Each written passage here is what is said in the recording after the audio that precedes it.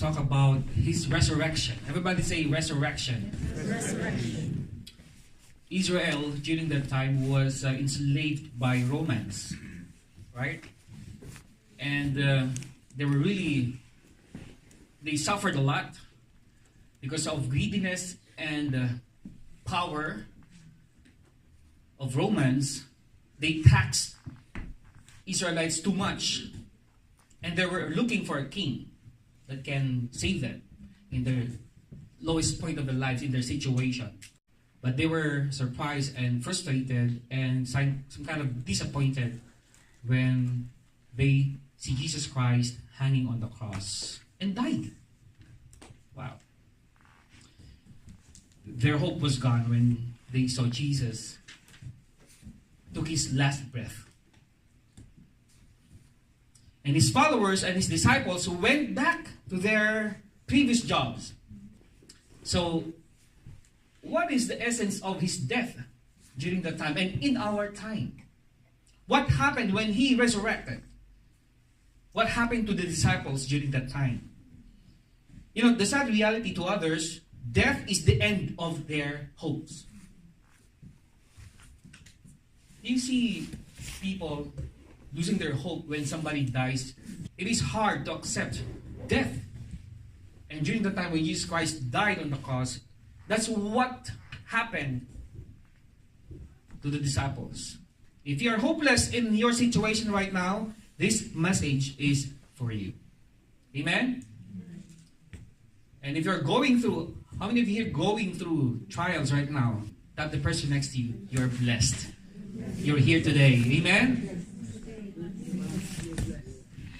So the topic is, how can we have hope through Christ's resurrection? So three characters in the Bible. First is Mary Magdalene. Two is Cleopas and his companion when they're going to Emmaus, road to Emmaus. And the third person is Peter.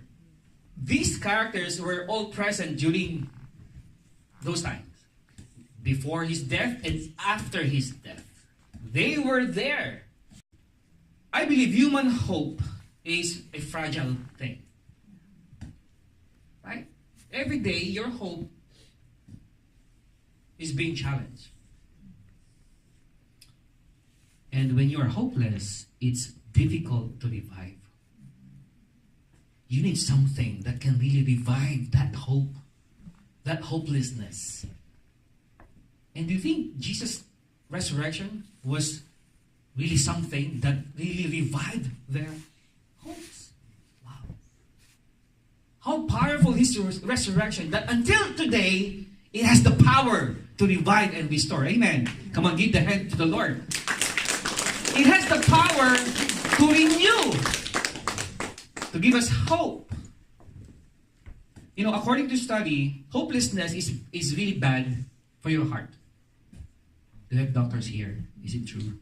Nurses? Hopelessness is really bad for the heart.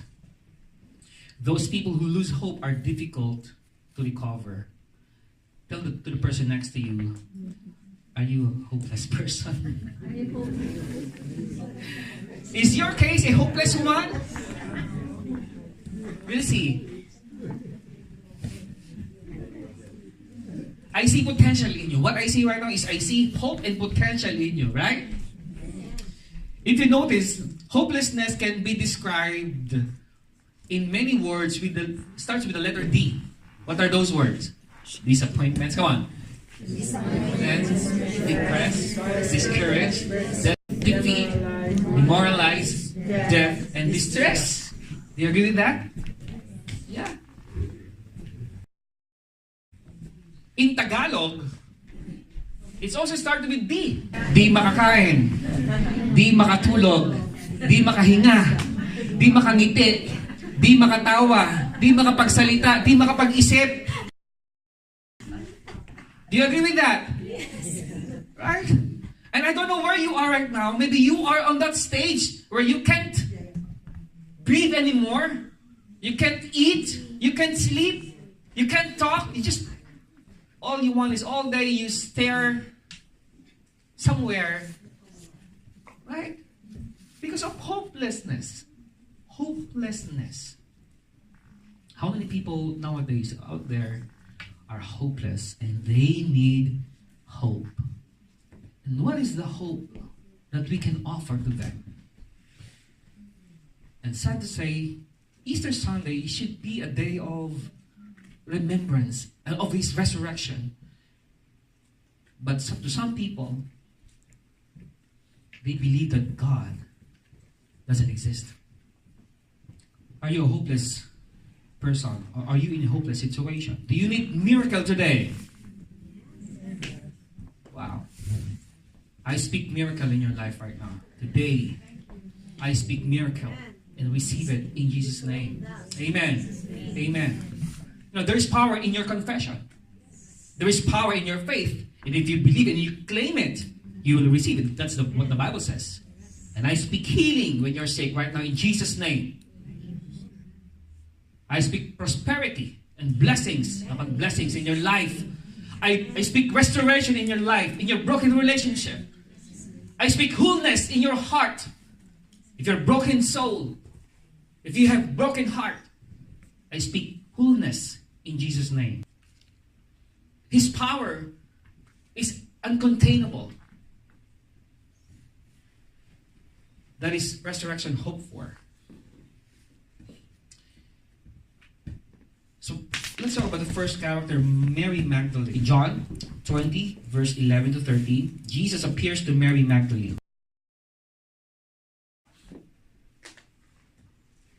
There are people who are still looking for God. Are you like this person? Clueless. She was clueless. What is going on? What's happening right now?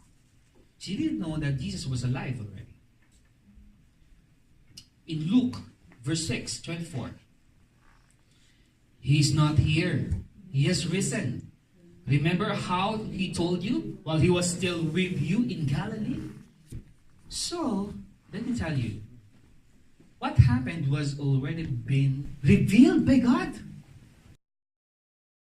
He was teaching this event and they forgot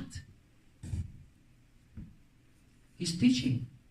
She did not believe it right away. She forgot the things that Jesus taught them when they were in Galilee, when He was still with them. God's teachings are hope in us. So if you don't pay attention to these teachings, you will lose hope. Do you agree with that?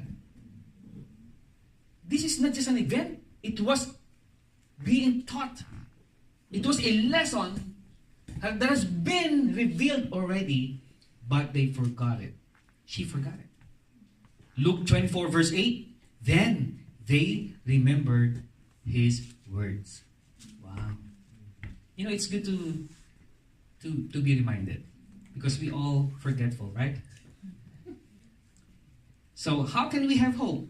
Through Christ's resurrection. Number one, remember God's word. Amen? They will not be clueless if they know from the very beginning, okay, it's okay. Don't be sad. It's just for a while. It's just for 3 days. He said that, right? Rise again from the dead. That's His promise. But no one remembered that. Right? They were clueless. They didn't know what's going on. What is remember? Remember is what? To remind, to recall, to return to one's mind. The word remember is a word of action. Recollect, stimulate the memory. You know, sometimes we need to shake. Can you shake just a little bit your head? Come on. Sometimes we need to be shaken a little bit for us to be reminded, right? Are you in a shaking mode right now? Do you feel that shaking, Lord? That's too strong. I can't carry it. It's too strong. But that God is reminding you of something. Right? Wow. If you want to make your hope to be alive, remember God's word. And I'm blessed that you are here today. I'm blessed. I'm glad because God has something in store for you today. Remember your word. In Psalm 119. Remember your word to your servant. For you have given me hope. My comfort in my suffering is this. Your promise preserves my life.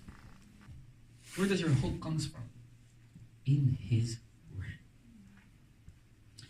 Psalm 119 verse 81, it says, my soul faints with longing for your salvation, but I have put my hope in your word.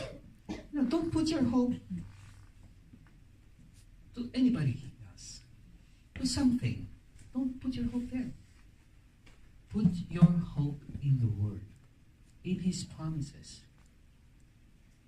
Psalm 130 verse 5. I wait for the Lord.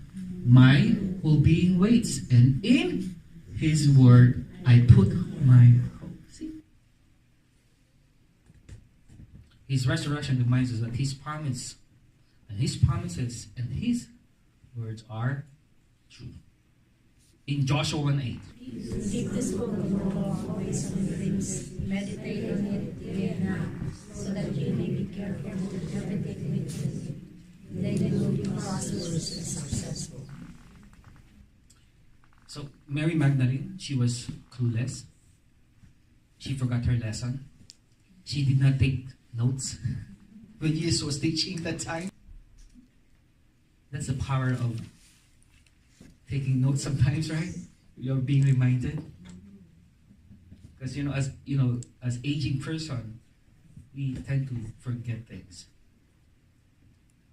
Don't forget His promises and His words. Word. Number 2. There are 2 people walking on the road to Emmaus. 24:13-27. Now the same day, 2 of them were going to a village called Emmaus, about 7 miles from Jerusalem. They were talking with each other about everything that had happened. As they talked and discussed these things with each other, Jesus Himself came up and walked along with them, but they were kept from recognizing Him. He asked them, what are you discussing together as you walk along? They stood still, their faces downcast. One of them, named Cleophas, asked Him, are you the only one visiting Jerusalem who doesn't know the things that have happened there in these days? They were looking for a different person. Jesus was already there with them. Like Mary Magdalene, they were so clueless. Again, they did not review their lesson.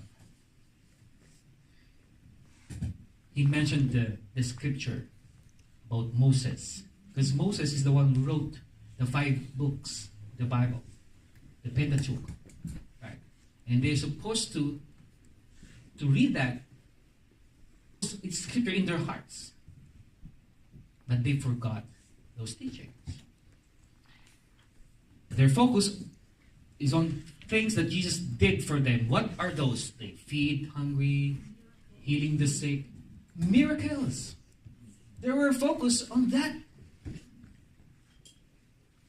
And when things are not going right, their faith fades. That's why how foolish you are. Right?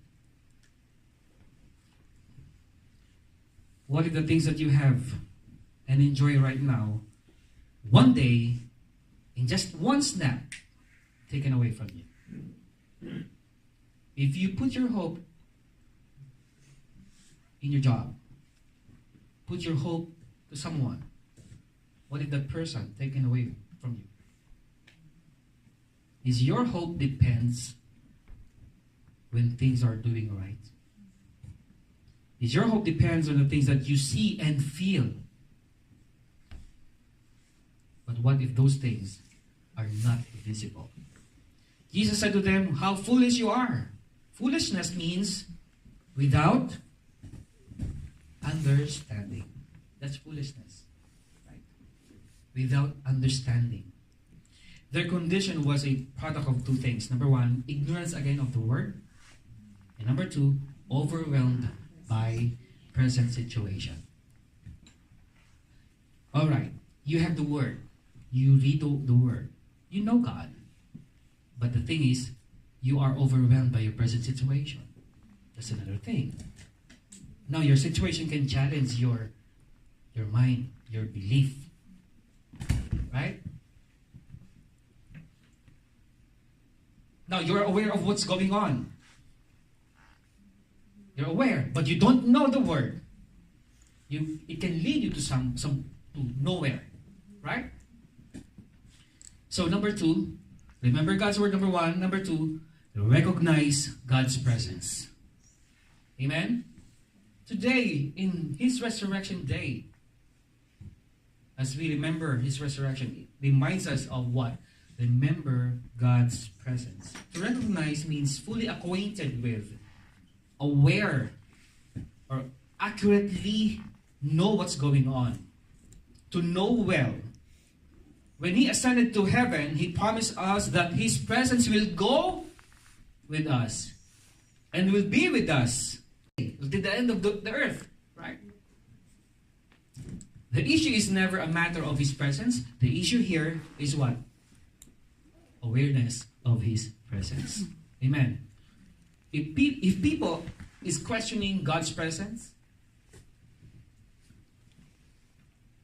they're giving the wrong question. The question is, what is your level of awareness of His presence? Amen. Are you still aware of His presence? Do you think God is working with your situation right now? If you don't think that God is working in your situation, there is no awareness at all. Right? Because the Bible says, in everything, God is there. Even in death. Even in death. Death and debt. That's a different thing, right? God is there. Yes. Even in accident. God is revealing something, right? Do you agree with that? Who would have thought that Job experiencing those sufferings without God? God permitted it. God knows it. Everything He went through. Everything you went through, everything you go through, and everything you will go through, God is there. Amen. So awareness of His presence. No matter how huge your struggle is, remember that God is more bigger than your struggle. Amen? We Christians must be aware of God's presence in our lives. Remember, God is not assuring you of a cancer-free life. Because according to study, every one of us here have that cells, right? Do you agree with that? It depends on how strong your immune system is. He's not assuring a trouble-free marriage. So if you are going through something in your marriage, congratulations, you are in the right place. You married the right person. If you're going through struggle with your husband and wife, good, you married the right person. He's not assuring you of a free or storm-free life. He assured you of His presence in the midst of storm. Amen? Yes. That's His promise. And that's the message of resurrection. And people back then were confused, were amazed. And when He showed Himself, when He was resurrected, their hope came back. Wow. It's true. Isn't it He's the one teaching us that lesson. He will arise again. He will be alive. And there He is. So, remember His presence. The biblical definition of hope is not a hope so. I hope so.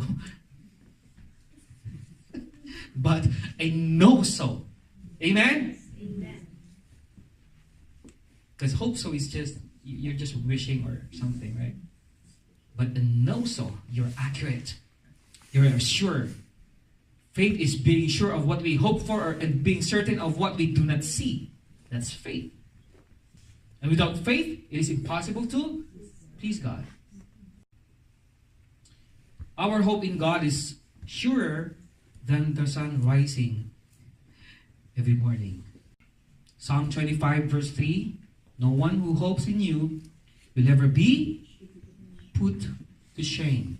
But shame will come on those who are treacherous without cause. And number 3, receive God's restoration. Wow. I have 12 points here. Is that okay with you? No. This is the last one. God's resurrection brings restoration. What happened to the third character that we're going to discuss is he was restored. And you know that person, Peter.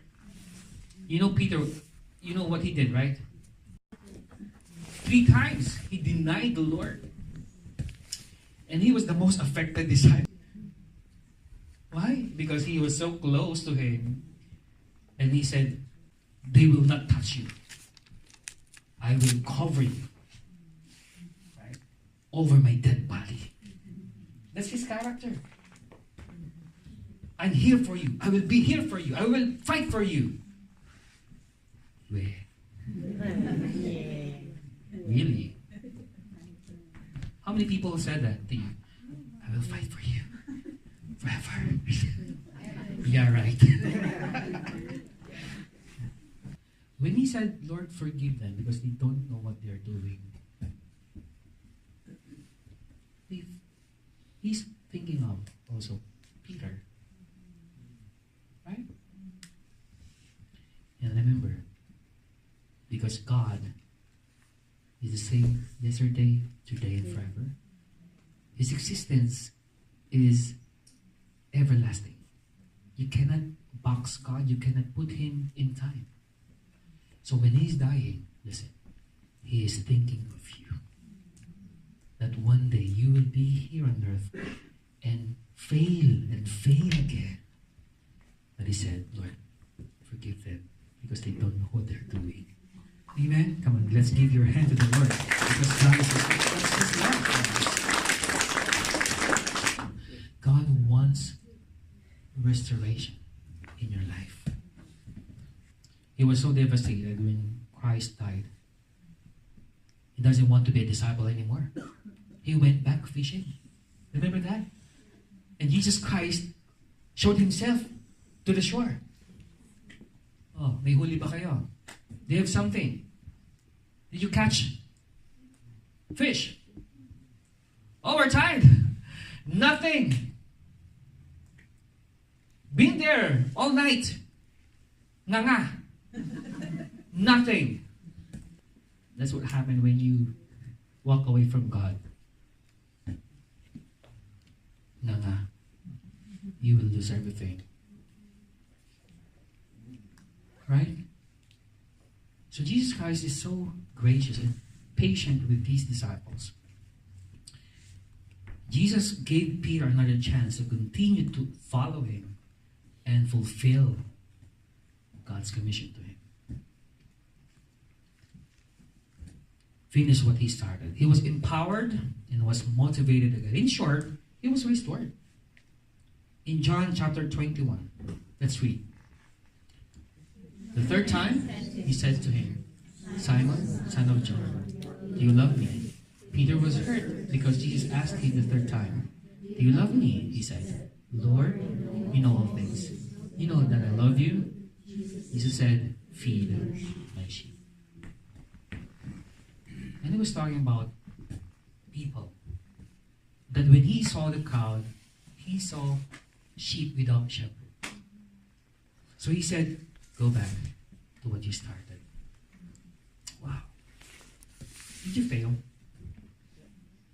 God is telling you today, go back to what you started. No one will condemn you. You committed sin. God is so gracious. I will give you another chance. And another chance. And another chance. He was so hurt. Why? Because he remembered. The Lord asked him 3 times. And he remembered, I betrayed him 3 times. Right? So, in every failure you went through, God is there. He's willing and waiting for us. His resurrection brings restoration. Everybody makes mistakes. No one is perfect here. And if God was able to restore and use Peter again, He can restore and use you again. Amen? Amen. That's the message of the resurrection. And we all know that God is not looking for qualified people. He qualified the called. Because every one of us here are not qualified. He's the one who will qualify you and me. Amen? Amen. That's why when this morning, the church should be a loving church, yes. But when the time comes that when somebody was not able to love you, love them anyway. Without the resurrection, there is no restoration. Amen? So, 3 things. And Peter was reminded of chapter 1 verse 3. Everybody, blessed be the God and the Father of our Lord Jesus Christ, who according to His great mercy has caused us to be born again to a living hope through the resurrection of Jesus Christ from the dead. Amen. Let's give your hand to the Lord. Number 1, remember God's word. Number 2, recognize God's presence. And number 3, receive God's restoration. May we all be restored today, this morning, in the name of the Lord Jesus Christ. And everybody say, Amen, amen and amen. Praise the Lord. Father, we come to you. We come to you and we ask you to sanctify us. We come to you and ask you to forgive us, Father. Father, there are many things that we do not know and we don't understand. Father, we failed many times. We failed over and over again. So thank you, Father, for the blood you shed on the cross. We thank you, Father, that you said it was finished. When the devil said that he thought they had won, but God, you said it was finished. Today, this morning, whatever you're going through, whether you're battling addiction, whether you're battling your thoughts in your mind, whether you're battling thoughts of suicide, whether you're battling confusion, Jesus said it was finished. Give your life wholly to Him. Allow Him to come in and renew your spirit. Because God said, I give you life more abundantly. And on the 3rd day, He rose again. And He renewed our everlasting life in Him in eternity. Lord, I just give every circumstance, every situation, every challenge that we're going through. And thank you, Father, that this is just a journey. But we are born to live with you, Father. And that through this journey, this is not our final destination, but our destination is with you. And as we journey here today,